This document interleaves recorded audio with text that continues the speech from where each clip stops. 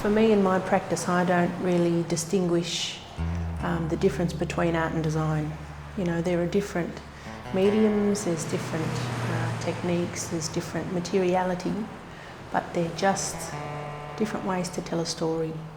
We think on the story in the best way to tell it, and looking at ways to communicate the lines of the landscape, the colours of the earth, the memories and the sky and how they reflect and how they connect. For me, I work hard to communicate the beauty that I feel so deeply. My name is Lucy Simpson and I'm a Illawarra woman and I live and work in Sydney. I would call myself a designer and a maker, and I see my practice as providing connections to story and to place. So that takes many different forms, it's pretty diverse.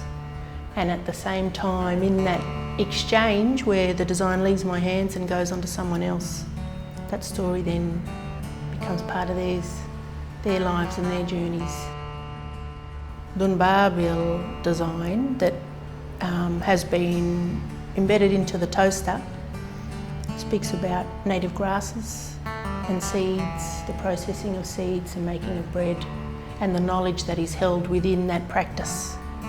This notion is not a new one to us, to embed objects with story and objects that are intended for use, everyday use, so you are constantly in contact with those narratives and those connections. You know, that idea of a living and breathing story, especially through design, you can't get that anywhere else, I reckon, because it's beautiful but it's meaningful and you can also use it.